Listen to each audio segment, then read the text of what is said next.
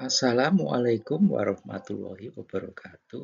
Salam sejahtera bagi kita semua. Saya Hastu Prabatmojo dari Sekolah Arsitektur Perencanaan dan Pengembangan Kebijakan ITB akan menjelaskan perspektif kependudukan. Perspektif ini memberikan orientasi atau wawasan teoritik untuk menjelaskan beberapa persoalan yang terkait dengan penduduk.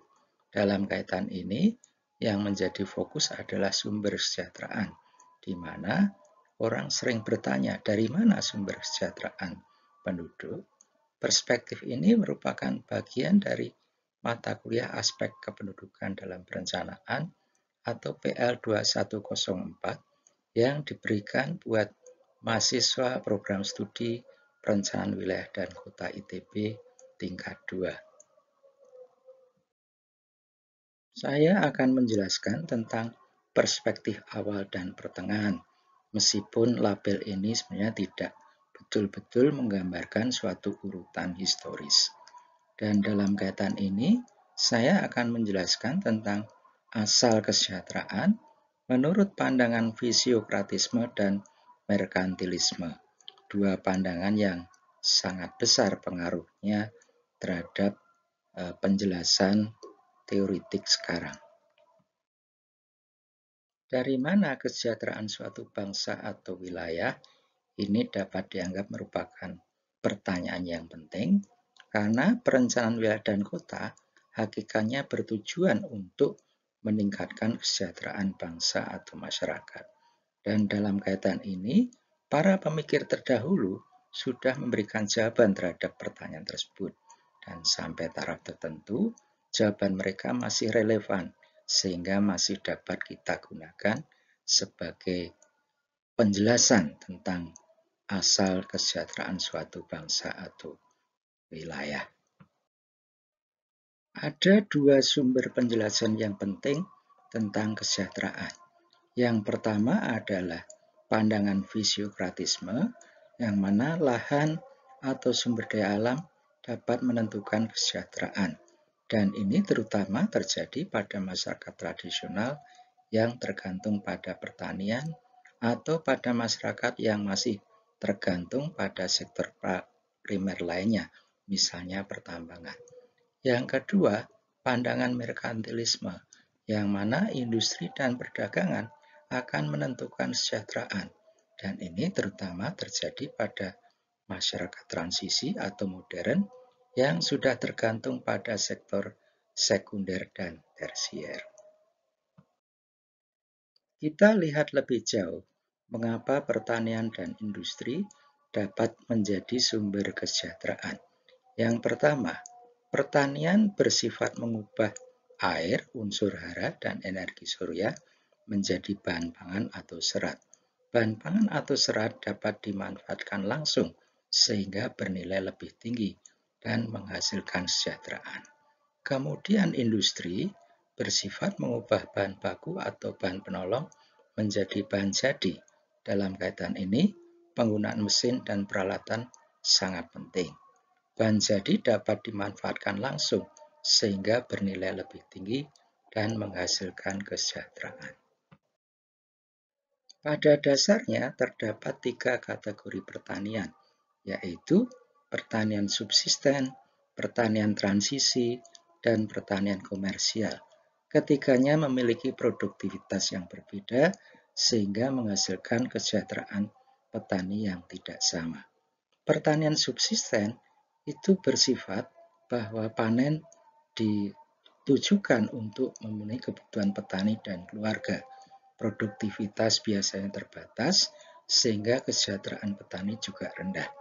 Kemudian pertanian transisi, panen ditujukan untuk memenuhi kebutuhan keluarga petani, tapi kalau ada kelebihan akan dijual. Produktivitas biasanya sedang, sehingga kesejahteraan petani juga sedang. Sedangkan pertanian komersial bersifat bahwa panen untuk dijual sepenuhnya, produktivitas tinggi, dan biasanya kesejahteraan petani juga tinggi. Meskipun ini sangat menyederhanakan, tetapi dapat digunakan sebagai kerangka pemikiran untuk menjelaskan kesejahteraan yang dihasilkan dari kegiatan pertanian. Kegiatan pertambangan pada dasarnya mengambil dan mengolah sumber daya alam yang berupa bahan tambang, dan ini akan menghasilkan upah bagi para penambang.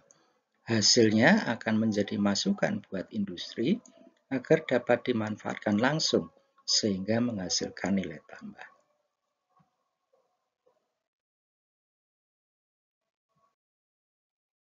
Mengapa perdagangan dapat menghasilkan kesejahteraan? Kita lihat bahwa pedagang berfungsi mempertukarkan komoditas antar negara atau antar wilayah. Dalam kaitan ini, pasar komoditas baik yang berupa pasar fisik maupun non-fisik berperan sangat penting. Dari kegiatan perdagangan, pedagang mendapatkan keuntungan yang seringkali lebih besar daripada petani atau pengusaha industri. Negara, wilayah, atau kota perdagangan seringkali lebih makmur daripada yang berorientasi pada industri. Apapun kegiatan yang dilakukan, produktivitas merupakan kunci penting untuk menghasilkan kesejahteraan. Kita definisikan produktivitas sebagai perbandingan antara hasil atau keluaran dan masukan. Biasanya, produktivitas per unit lahan atau per tenaga kerja kegiatan industri lebih tinggi daripada pertanian, sehingga potensi kesejahteraan pekerja industri lebih tinggi daripada pekerja pertanian. Yang diinginkan adalah keluaran maksimal pada masukan tertentu atau pada keluaran tertentu masukan minimal. Dan dalam hal ini, peran sains dan teknologi sangat penting dalam menentukan produktivitas. Selain itu, kapasitas sumber daya manusia yang memadai juga penting untuk dapat memanfaatkan sains dan teknologi secara efektif. Ada satu era yang perlu kita singgung sedikit terkait dengan pembahasan tentang sumber kesejahteraan, yaitu era Romawi. Kita memahami bahwa Romawi adalah negara adidaya pada masa itu dengan wilayah yang luas dan penduduk yang banyak dan mampu bertahan sampai ratusan tahun. Romawi sangat berpengaruh terhadap peradaban dunia, dan orang Romawi berpendapat bahwa sumber kesejahteraan yang utama adalah jumlah penduduk yang besar, karena jumlah penduduk yang banyak merupakan sumber pajak dan tentara yang penting. Pada masa kehidupan modern, terdapat sumber kesejahteraan lain yang penting, yaitu dari sektor jasa penunjang. Kegiatan ini dapat menghasilkan kesejahteraan lebih tinggi daripada pertanian, industri, maupun perdagangan. Kegiatan ini terutama mencakup jasa finansial dan aneka kegiatan konsultansi. Masukan utama dari kegiatan sektor penunjang adalah pengetahuan dan data atau informasi yang kalau dapat dimanfaatkan, maka dapat menghasilkan kesejahteraan yang tinggi. Terima kasih.